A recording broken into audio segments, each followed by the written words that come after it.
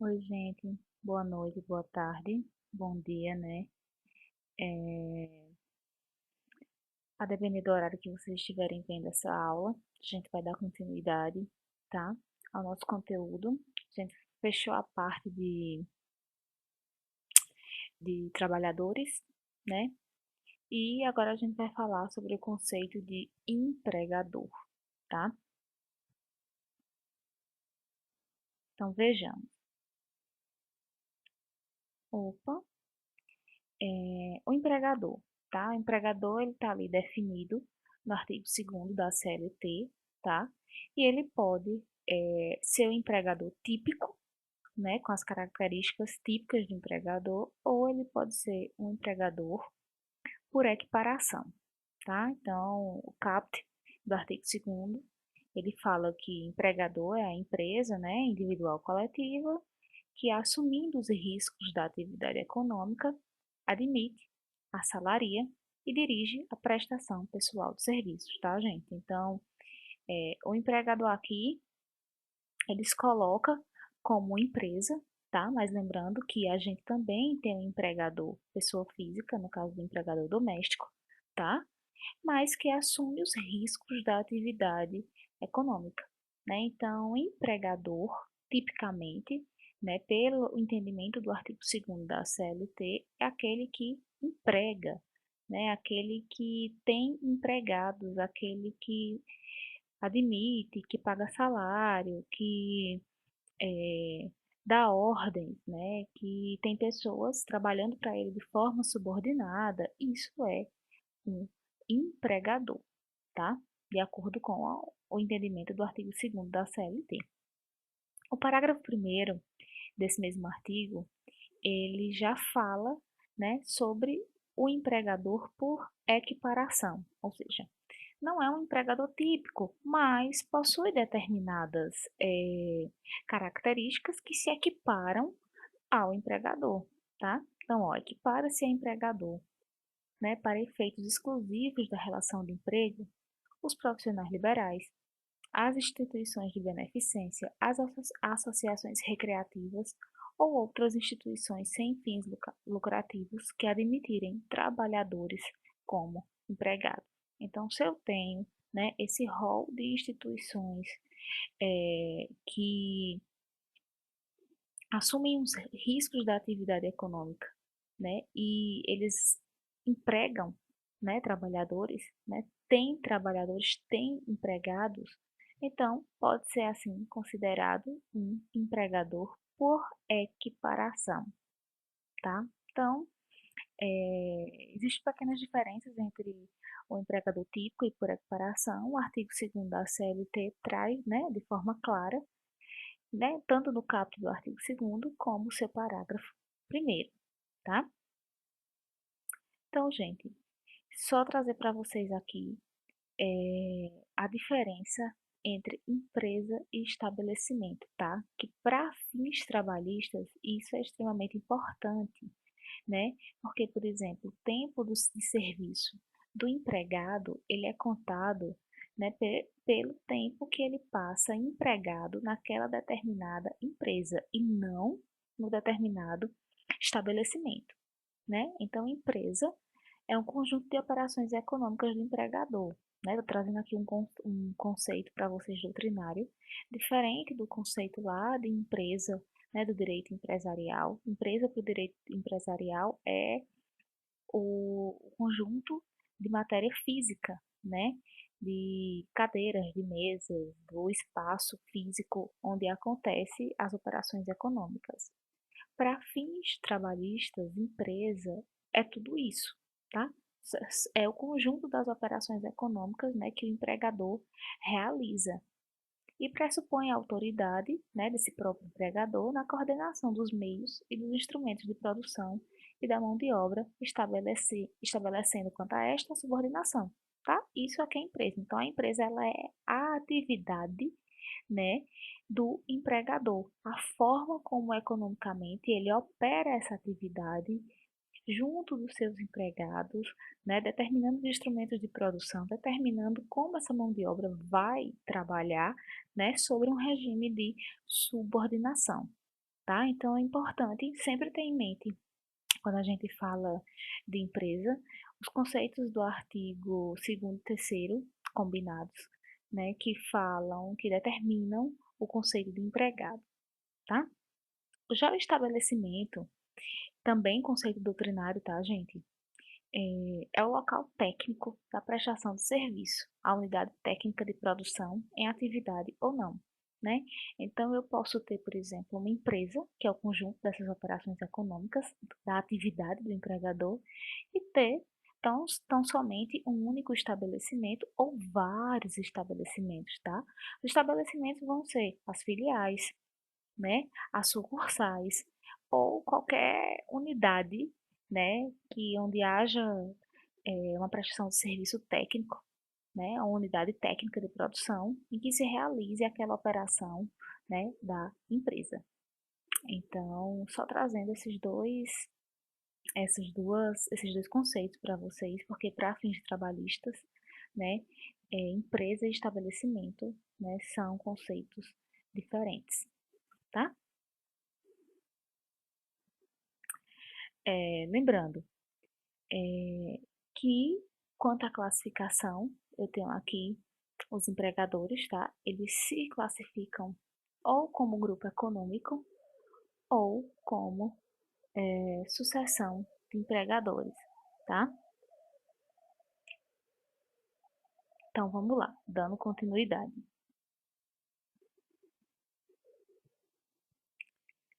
O grupo econômico. O que é que vem a ser um grupo econômico, tá? Então, o grupo econômico, ele está definido no artigo 2º, nos parágrafos 2º e 3º da CLT. Tá lá, considera-se empregador, né, empresa individual ou coletiva que, assumindo o risco da atividade econômica, admite, assalaria e dirige a prestação pessoal do serviço, tá? Conceito aqui de, de empregador, né? E quando esse empregador é grupo econômico, aí eu venho aqui o meu parágrafo 2º, que fala sobre grupo econômico especificamente. Sempre que uma ou mais empresas, tá, tendo embora cada uma delas personalidade jurídica própria, ou seja, eu tenho várias empresas com CNPJs diferentes, ou seja, com personalidade jurídica própria, né? Quando essas empresas estiverem sob a direção, controle ou administração de outra, ou ainda quando, mesmo guardando cada uma sua autonomia, integram um grupo econômico, elas são responsáveis solidariamente pelas obrigações decorrentes da relação de emprego. Então, gente, o parágrafo 2º do artigo 2º, ele define o que é um empregador, né, grupo econômico, né, que nada mais é do que várias empresas, né, associadas com personalidade jurídica diferente, ou seja, constituídas com CNPJs próprios, né, e que estão sob a direção, controle ou a administração de uma outra empresa, tá? Isso é um grupo econômico. E o que é que acontece quando o empregador ele é considerado o grupo econômico? Acontece que essas empresas que compõem o grupo econômico, né, são responsáveis solidariamente pelas obrigações decorrentes da relação de emprego. Então, teoricamente, se eu tenho um trabalhador, né, cujo empregador é um grupo econômico, esse trabalhador ele pode pleitear na justiça os direitos trabalhistas dele, não só daquela empresa que o contratou, tá? Mas de qualquer empresa que faça parte daquele grupo econômico. Mais à frente, gente, eu vou explicar, né, com exemplos para que vocês fixem melhor. Então, só terminando de completar aqui o artigo para vocês, né? Parágrafo 3º fala que não caracteriza grupo econômico a mera identidade de sócios, tá, gente? O parágrafo 3º aqui, trazido pela Reforma Trabalhista, Lei 13.467 de 2017, né, fala sobre a limitação do grupo econômico por subordinação e não mais por coordenação, tá? Mas o que é isso? Não caracteriza grupo econômico a mera identidade de sócios, sendo necessárias para a configuração do grupo a demonstração do interesse integrado, a efetiva comunhão de interesses e a atuação conjunta das empresas integrantes. Então, o que acontece? Antes, né, existia um grupo econômico. Então, por exemplo, determinada pessoa trabalha para um grupo econômico. Ela é contratada por uma empresa, pela indústria alimentícia, mas essa indústria alimentícia, ela faz parte de um grupo econômico. Essa empresa faz parte de um grupo econômico porque está associada a outras empresas, tá? Empresa de quê? De rádio, de comunicação, não importa qual o segmento que a empresa vai seguir, importa que elas estejam associadas, tá? E aí o que acontecia? O dono da indústria era o mesmo dono, tá? Da empresa de comunicação, por exemplo, que faz o marketing dessa indústria, tá entendendo? E os mesmos sócios dessa empresa, essa indústria alimentícia também eram os mesmos sócios dessa empresa de comunicação, de marketing, vamos dizer assim. E aí o RH da indústria alimentícia trabalhava também para essa outra empresa que faz parte do grupo econômico, essa empresa de marketing.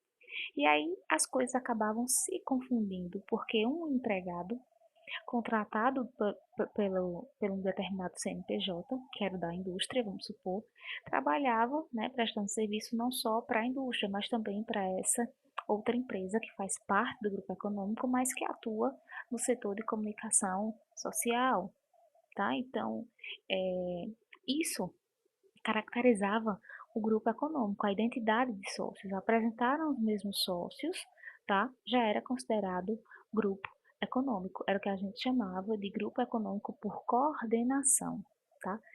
Isso não existe mais. Aliás, na prática existe, mas a legislação trabalhista, né, parágrafo 3º trazido pela reforma trabalhista, ele fala que não, que o simples fato de existir identidade de sócios não caracteriza, tá, as empresas como grupo econômico, né? Precisam de outras características para que seja considerado grupo econômico. Então, grupo econômico agora, ele passa a ter um conceito tão somente, né, de subordinação. Quem é o grupo econômico, né? São aquelas empresas associadas umas às outras, tá? Ainda que tenham os mesmos sócios, né? Mas elas têm que estar sobre o controle, a direção ou a administração de outra. Então, é como se eu tivesse dentro desse grupo econômico vários CNPJs, várias empresas, em que uma, né, tem essa liderança sobre as demais. E essa liderança ela é exercida, né, através de quê? Da direção, do controle ou da administração. Isso é uma relação de subordinação, tá? Então, para que haja grupo econômico, não basta ter a mera identidade dos sócios, mas eu tenho que ter essa subordinação, né, dentro do grupo econômico das empresas umas com essa outra, né, que é considerada a líder, vamos dizer assim. E o que é o controle, a direção ou a administração, tá? Primeiro, gente, quando a gente fala de controle, né, quando a gente fala de direção, tá? A gente fala do poder de subordinar pessoas e coisas à realização dos objetivos da empresa. Então, uma empresa, vamos chamar de empresa mãe, dentro desse grupo econômico, que tem o poder de direção sobre as demais, quer dizer que ela tem o poder de subordinar pessoas e coisas, né, dessas outras empresas que compõem esse grupo econômico para cumprir a finalidade e o objetivo dessa empresa mãe, tá?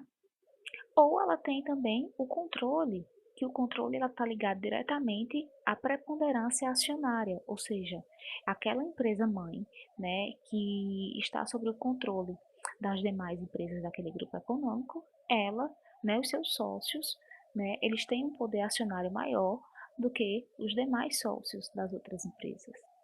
E por fim, a administração, que nada mais é do que a organização, né, para a realização de uma atividade determinada por esta empresa mãe, tá? Então, conceito de grupo econômico, né, vocês têm que ter em mente que não basta ter a mera identidade de sócios, tá? Tenho que ter a relação de subordinação. E que relação de subordinação é essa? Eu tenho um grupo de empresas correlacionadas entre si, que podem ou não apresentar os mesmos sócios, tá? Mas que sempre há dentro desse grupo de empresas uma, né, que vai exercer a direção, o controle ou a administração sobre as demais, tá? Isso é o conceito de grupo econômico. vamos lá, gente, dando continuidade, né? Espero que tenha ficado claro o que é grupo econômico. Trouxe aqui os elementos caracterizadores, tá? Sobre o grupo econômico. Primeiro, tenho que ter pluralidade de empresas. Se eu não tenho pluralidade de empresas, eu não tenho grupo econômico. Tenho que ter autonomia dessas empresas. O que é autonomia? Elas serem constituídas, né, com CNPJ próprio, ou seja, elas terem personalidade jurídica própria, tá? O grupo econômico, ele não é formado por empresas que não têm personalidade jurídica própria, não tenho necessariamente, né, várias empresas correlacionadas que não têm CNPJ próprio, que são só extensão da minha matriz. Não, eu tenho empresas formadas que não são meras extensões da matriz, tá? Relação de dominação entre a empresa mãe e as demais, né? Direção, controle e administração, como eu já falei para vocês. Uma atividade necessariamente econômica, claro, porque se eu tiver um grupo econômico, né, onde eu tenho empresas que são de doação, beneficente, né, então eu não tenho aí uma atividade necessariamente econômica, então eu não posso ter um grupo econômico. E, né, o cerne de toda a questão e a característica mais importante que eu considero, que é a responsabilidade solidária entre todas as empresas, tá? Essa responsabilidade solidária, o que é? É o fato de todas as empresas, né, passarem a ser responsáveis por qualquer violação de qualquer direito, né, dos empregados que compõem esse grupo econômico, tá? Então, isso é a que é responsabilidade solidária. Quanto à responsabilidade solidária, antes de eu aprofundar um pouco mais, eu quero falar para vocês que existem duas teorias acerca dessa responsabilidade, tá? A teoria da solidariedade ativa e a teoria da solidariedade passiva. E aí a doutrina trabalhista, a que a gente utiliza, Carlos Henrique Bezerra Leite, ele acredita, né, que é mais bem empregada a teoria da solidariedade passiva. Embora eu entenda que a teoria da solidariedade ativa, ela é mais benéfica ao trabalhador e por isso eu, né, Laís, eu entendo que é ela que deve ser aplicada e não a teoria da solidariedade passiva. Mas assim, a doutrina ela não é uníssona, né, quanto a isso. A jurisprudência também não, tá? Mas o TST, nos seus julgados, ele vem entendendo, né, um pouco mais tendente à teoria da solidariedade ativa do que à teoria da solidariedade passiva, tá? Mas isso ainda não é uma decisão uníssona, tá? É só uma tendência. Então vamos lá ver o que são essas responsabilidades, tá? E suas teorias. A teoria da responsabilidade ativa, ela diz que o grupo econômico é um único empregador, ou seja, empregador não é somente a empresa que contratou aquele empregado, tá? Mas o grupo. Sendo assim, todas as empresas do grupo atuam ativamente no contrato de trabalho. Então, o que é isso? A partir do momento que há um grupo econômico e eu, por exemplo, sou trabalhadora de uma empresa desse grupo, eu trabalho não só para aquela empresa que eu fui contratada com aquele CNPJ específico, mas se aquela empresa que me contratou com aquele CNPJ específico, ela faz parte de um grupo econômico, significa que eu, como empregada, tenho que o meu empregador não é só aquela empresa, mas todo o grupo econômico. E por isso, a solidariedade quanto à responsabilização por qualquer direito violado a esse empregado, a esse trabalhador, é uma solidariedade ativa, né? Ela pertence a todas as empresas do grupo, né? Então, da mesma forma que todas as empresas do grupo, elas têm essa responsabilidade solidária ativa para com a violação de qualquer direito desse empregado, né? Ela também, né, o empregado também tem que dar a contraprestação do seu trabalho a todas essas empresas. Então, eu, como empregada dessa empresa, né, que faz parte de um grupo econômico, eu posso prestar serviço tanto para ela, né, que foi o CNPJ que me contratou, quanto para qualquer outra né, que faça parte do grupo econômico sem a necessidade, né, de eu ter mais de um contrato de trabalho. Então, a teoria da solidariedade ativa diz isso, que o grupo econômico ele é um único empregador. A partir do momento que qualquer empresa que faça parte daquele grupo econômico me contrate como empregada, eu passo a ser empregada não somente daquela empresa, mas de todo o grupo, podendo ser cobrada, né, quanto ao meu contrato de trabalho por todo aquele grupo, independente, né, de eu ter apenas um contrato de trabalho com aquele CNPJ específico que me contratou, ok? Trouxe aqui súmulazinha 129 do TST, tá?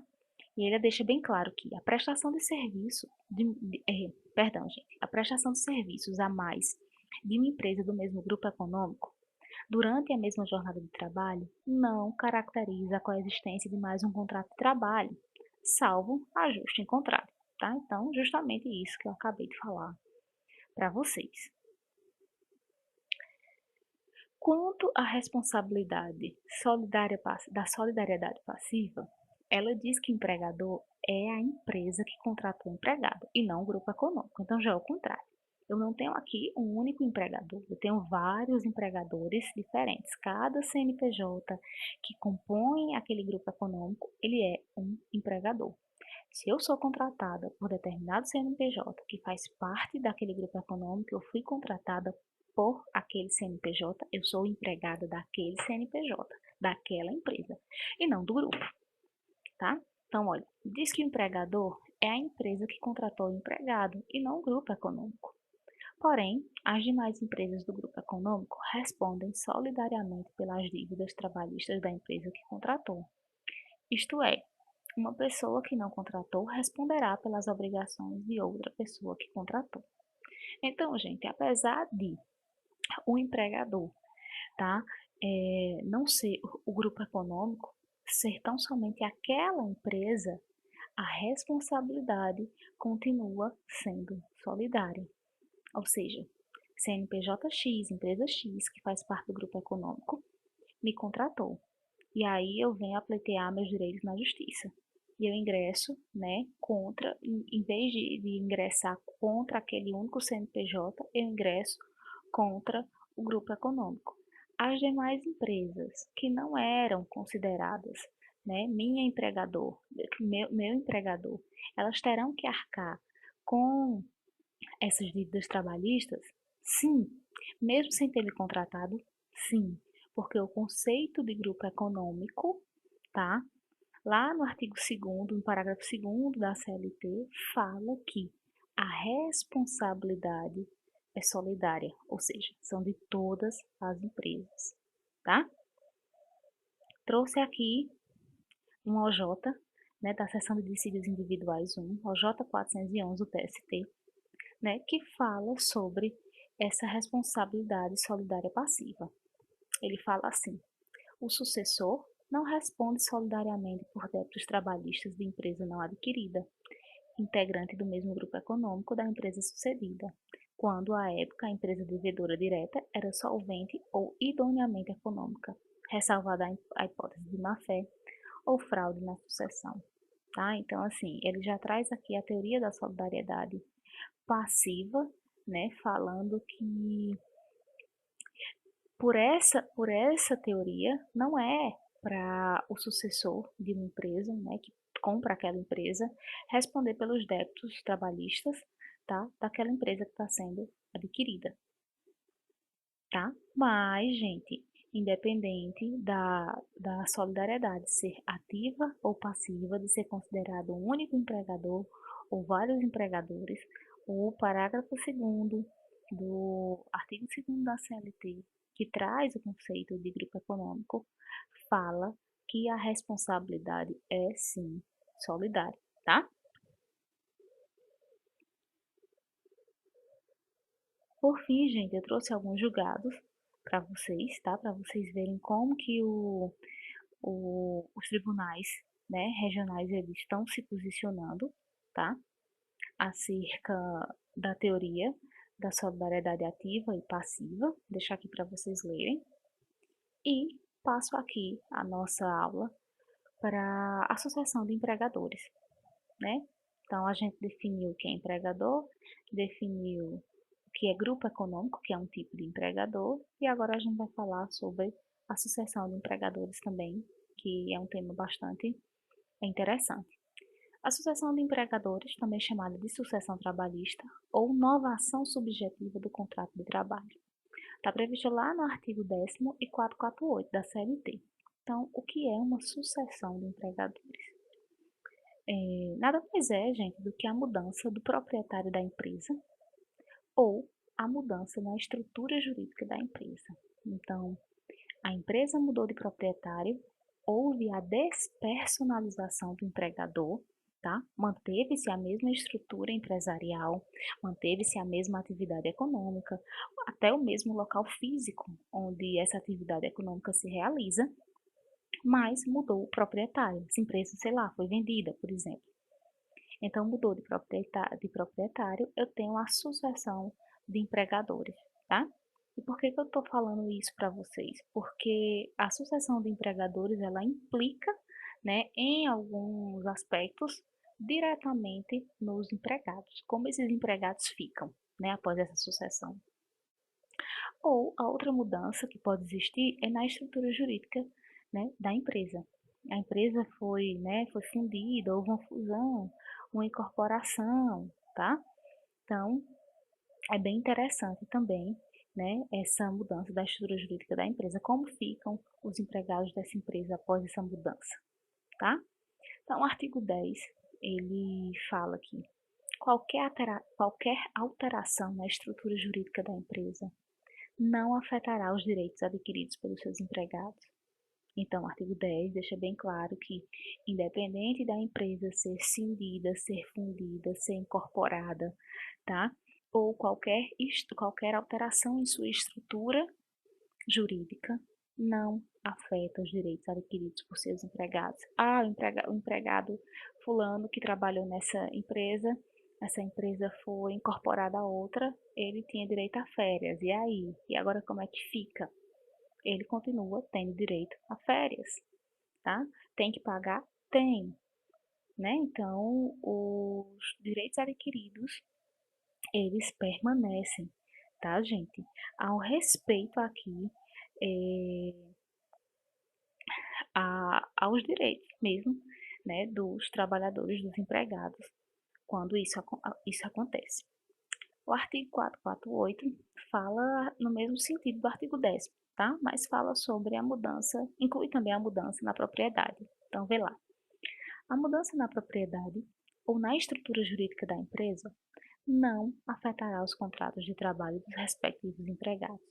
Mais uma vez, né, a legislação, ela vem dizer aqui que, ainda que haja mudança na estrutura jurídica da empresa ou na própria propriedade da empresa, né, os contratos de trabalho dos seus empregados continuam intactos, tá, gente? Respeitando os direitos adquiridos, né, desses empregados, tá? Artigo 10 e artigo 448 da CLT são bem claros quanto ao que acontece, as consequências para os empregados quando há a sucessão de empregadores. Entretanto, né, eu trago aqui o artigo 10A, né, trazido pela Reforma Trabalhista, Lei 13.467 de 2017, que fala sobre a responsabilidade do sócio retirante quando há, né, alteração na estrutura jurídica da empresa. Está lá, artigo 10A. O sócio retirante, gente, é aquele sócio, né, que sai, né, da empresa. Ele deixa a empresa, há uma alteração na estrutura jurídica da empresa, como por exemplo, vamos dizer, a empresa foi incorporada ou houve uma fusão de empresa com outra para tornar-se uma só. E aí mudam-se os sócios, né? E aquele sócio que sai, né? A responsabilidade dele está aqui prevista no artigo 10A. O sócio retirante responde subsidiariamente pelas obrigações trabalhistas da sociedade relativas ao período que figurou como sócio, somente em ações ajuizadas até 2 anos depois de averbada a modificação do contrato. Então, primeiro que a responsabilidade do sócio aqui, ela é subsidiária, tá? Ou seja, ele saiu da sociedade, a sociedade ficou lá, né, com os contratos dos seus trabalhadores, dos seus empregados, e aí esse sócio especificamente, ele só responde de forma subsidiária, ou seja, só responde pelas obrigações daquele grupo de trabalhadores ou daquele trabalhador, daquela sociedade, né? Somente nas ações ajuizadas até 2 anos depois de averbada a modificação do contrato. Então, se o empregado vai à ajuização depois desses 2 anos, que foi averbada a modificação do contrato, ele não tem direito de cobrar desse sócio retirante, né, que se retirou da empresa, nenhuma obrigação, tá? E ainda assim esse sócio só vai responder, né, ainda que o empregado ajuize uma ação dentro desse prazo de 2 anos, né, quando houve a modificação da empresa, a fusão ou a incorporação, sei lá, quando houve a alteração na estrutura jurídica, esse sócio só responde subsidiariamente. O que é isso? No caso da sociedade que se manteve, da qual ele saiu, não puder arcar com essas obrigações trabalhistas, é que o sócio vai arcar, ou seja, de forma subsidiária e não de forma solidária, tá? O parágrafo único, né, ainda fala aqui que o sócio retirante pode responder solidariamente, tá? Com os demais, ou seja, com aqueles, né, que ele compunha a sociedade, mas somente quando ficar comprovada a fraude na alteração societária decorrente da modificação do contrato. Então me diga, como é que o empregado, né, que se sente lesado nessa fusão, nessa cisão ou nessa incorporação dessa empresa, ele vai conseguir provar, tá, na justiça que houve fraude na alteração societária se ele sequer participa, né, de qualquer evento ligado a essa alteração societária ou a essa modificação de contrato, né, entre esses sócios. Então, como é que ele pode cobrar, é, como é que ele pode provar essa fraude para ele poder cobrar essa responsabilidade solidária, tá? Porque o ideal é que todos os sócios, né, durante o processo de incorporação, de fusão, de alteração da estrutura jurídica da empresa, eles mantêm os contratos dos seus empregados intactos. E ainda que haja mudanças contratuais, tá, em que haja lesão a algum direito, né, desse empregado, desse trabalhador, esse empregado tenha direito, né, de figurar como polo passivo na sua ação trabalhista essa sociedade, né, essas empresas, esses sócios, todos eles, né, independente dele ser sócio retirante ou não, para que ambos possam responder solidariamente por essas dívidas, né, esses direitos que foram violados. Entretanto, o artigo 10A deixa bem claro que a responsabilidade do sócio retirante ela está restrita às ações ajuizadas até 2 anos, né, a contar da data de modificação do contrato dessa sociedade, e de forma subsidiária, e tão somente de forma solidária se, né, o trabalhador o empregado conseguir provar que houve fraude na alteração, né, quando da alteração dessa sociedade. Vê, uma coisa altamente complicada para o empregado fazer, tá? Mas está aqui o artigo 10A, ele trata, né, ele trata o sócio retirante de maneira privilegiada, tá? Quase isentando de qualquer tipo de responsabilidade a partir do momento que ele se retira da sociedade.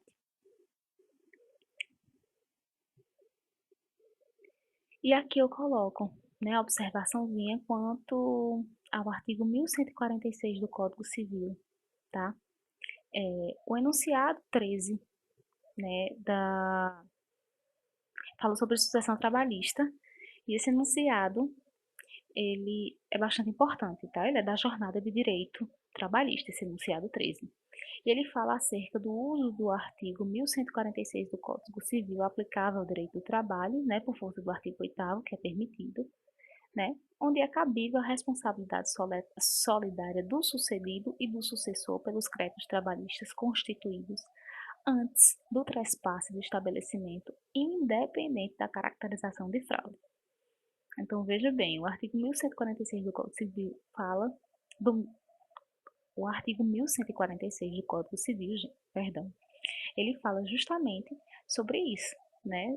Que a responsabilidade pelos créditos trabalhistas, né, e por qualquer direito violado do trabalhador, quando da sucessão, né, da empresa ou da incorporação, né, da alteração dessa empresa que vai se tornar uma nova ou vai se dividir em duas outras, cabe ao sucedido e ao sucessor, né? Ou seja, as duas empresas, aquela que está recebendo e aquela que está se transformando, né? Essa responsabilidade é uma responsabilidade solidária e independe da caracterização de fraude, né? Nessa mudança societária ou não, tá? Então, o artigo 10A, principalmente seu parágrafo único, ele é altamente é, desconecto, tá?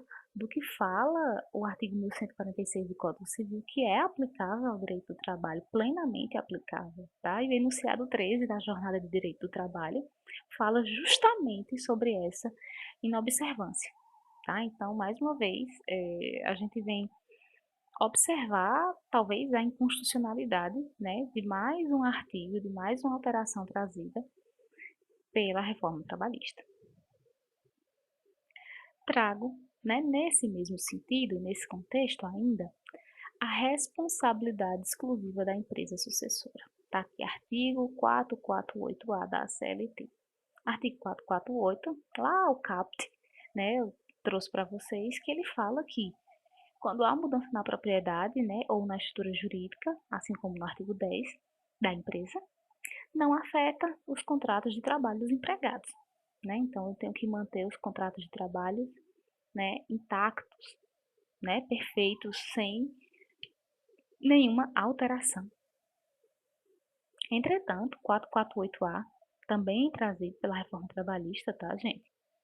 Ele fala assim: caracterizada a associação empresarial ou de empregadores previstas no artigo 10 e 448, as obrigações trabalhistas, inclusive as contraídas à época em que os empregados trabalhavam para a empresa sucedida, são de responsabilidade do sucessor. Ou seja, se eu tenho aqui uma alteração na propriedade, tá? Em que eu estou mudando de dono, está saindo uma pessoa, né, dono daquela empresa, proprietário daquela empresa, está entrando outra, está havendo uma sucessão trabalhista ou uma sucessão de empregadores, tá? Aquelas obrigações trabalhistas, inclusive aquelas que foram, né, da época que os empregados trabalhavam para aquele determinado empregador, elas são responsabilidades desse novo empregador e tão somente dele. Ou seja, exclui aquele proprietário, exclui aquele empregador, né, que realizou a mudança, né, que a venda ou trespasse da sua empresa para um outro empregador e exclui ele de toda e qualquer responsabilidade trabalhista. Tá? Então, se eu tenho dívida trabalhista, se eu tenho férias a pagar, se eu tenho 13º, seja lá os direitos que esses trabalhadores têm, direitos adquiridos, passam todos a ser de responsabilidade do sucessor, da empresa sucessora, ou seja, do novo proprietário, tá? E o parágrafo único ainda reforça dizendo que a empresa sucedida responderá solidariamente com a sucessora quando ficar comprovada a fraude na transferência, ou seja, novamente remetendo lá ao artigo 10A, tá? Só fez repetir que para que a empresa sucessora ela responda solidariamente junto com o novo empregador, com o sucessor, né, com a empresa sucedida, ela tem que haver a comprovação da fraude na transferência.